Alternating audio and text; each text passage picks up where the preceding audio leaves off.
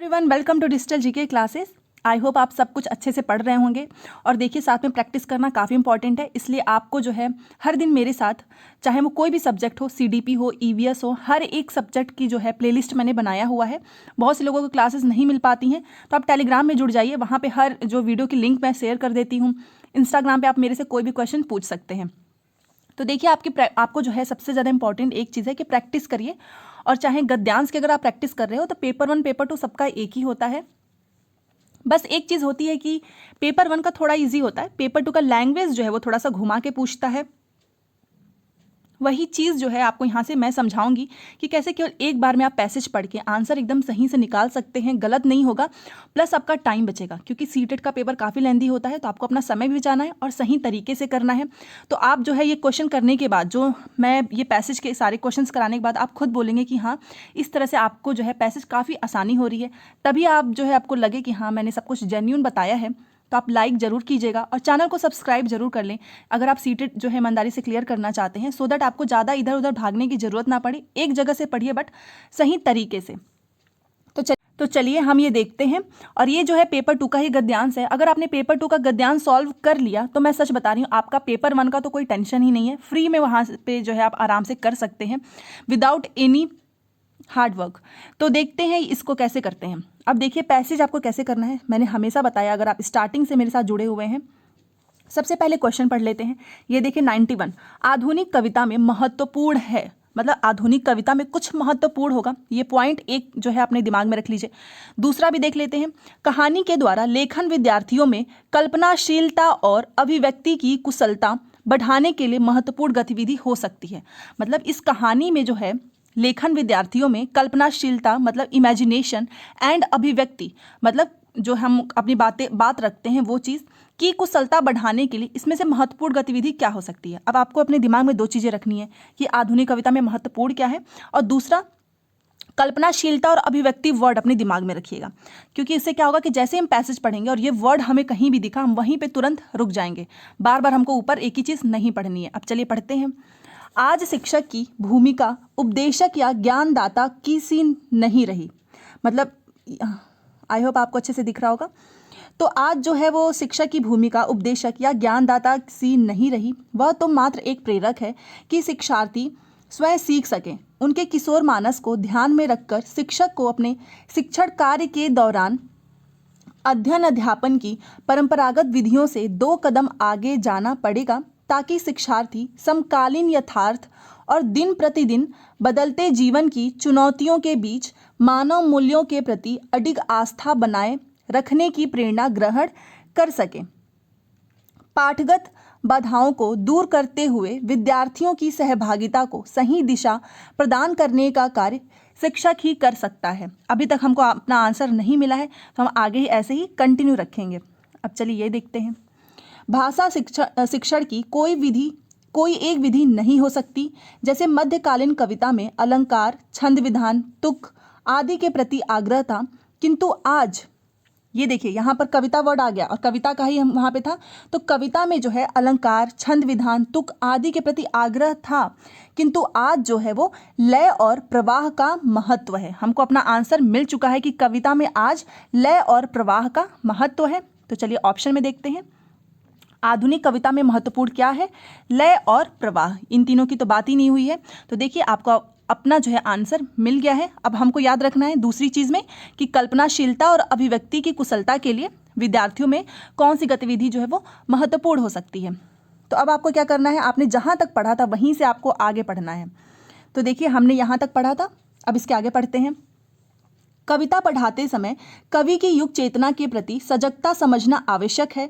निबंध में लेखक के दृष्टिकोण और भाषा शैली का महत्व है और शिक्षार्थी को अर्थ ग्रहण की योग्यता का विकास जरूरी है। कहानी के भीतर बुना अनेक कहानियों को पहचानने और उन सूत्रों को पल्लवित करने का अभ्यास शिक्षार्थी की कल्पना और अभिव्यक्ति कौशल को बढ़ाने के लिए उपयोगी हो सकता है। आपने ध्यान दिया, अभिव्यक्ति कौशल एंड कल्पना ये वर्ड आ गए, प्लस यहाँ पर देखिए ये कल्पना वर्ड और हमको ये चीज़ मिल गया है। और किन सूत्रों से, तो यहाँ पर देखिए, यहाँ से देखिए कहानी के भीतर बुनी अनेक कहानियों को पहचानने और उन सूत्रों को पल्लवित करने का अभ्यास। आई होप आपको समझ में आया होगा। अब देखिए यहाँ पर भी यही चीज़, कहानी का वाचन की कोई बात नहीं है, ना ही विधा परिवर्तन की। किसकी बात है? निहित कथा सूत्रों का पल्लवन। देखिए अगर अब मैं आपको दिखाना चाहूँ तो यहाँ पर भी वही चीज़ लिखा है।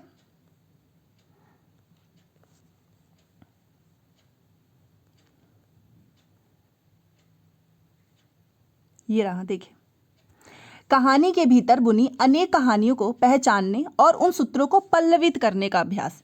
अब आपको समझ में आया कि एक बार पढ़ा आपने और आपको आपका ये भी आंसर भी मिल गया, निहित कथा सूत्रों का पल्लवन। अब हमने जहाँ तक पढ़ा उसके नीचे पढ़ेंगे, बट उसके पहले हम क्वेश्चन देख लेते हैं। मूल्यांकन के बारे में सत्य नहीं है, मतलब आगे और आपको पढ़ना है कि मूल्यांकन के बारे में सत्य क्या है। दूसरा जो नीचे आप देखेंगे वो ग्रामर है, इसका मतलब आपको जहाँ भी मूल्यांकन मिला वहीं स्टॉप हो जाना है, क्योंकि नीचे हम पढ़ के अपना टाइम क्यों वेस्ट करें। तो चलिए देखते हैं। तो देखिए हम लोगों ने यहाँ तक पढ़ा था, यहाँ तक पढ़ चुका है हम लोगों ने।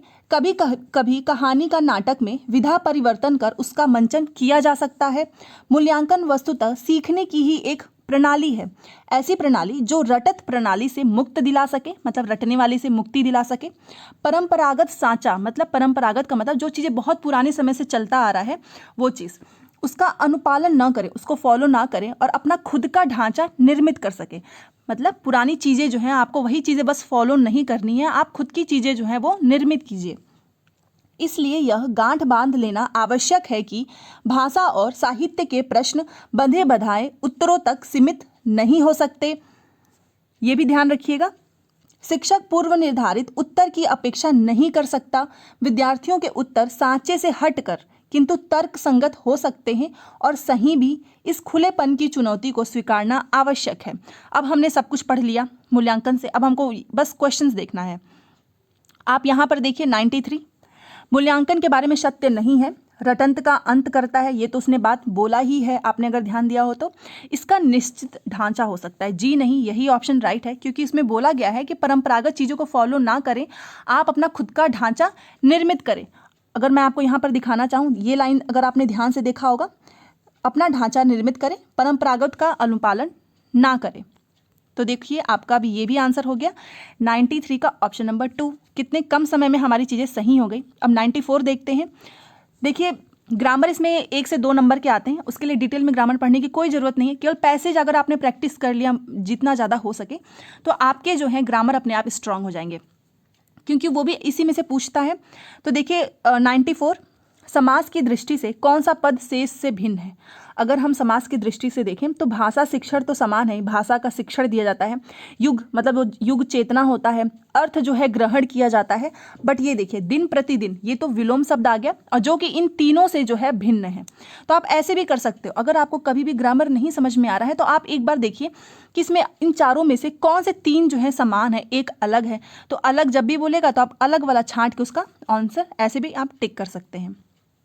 95 देखिए, विद्यार्थी के लिए अनुच्छेद में प्रयुक्त अन्य पर्यायवाची शब्द, मतलब पर्यायवाची का मतलब क्या होता है, सिनोनिम्स।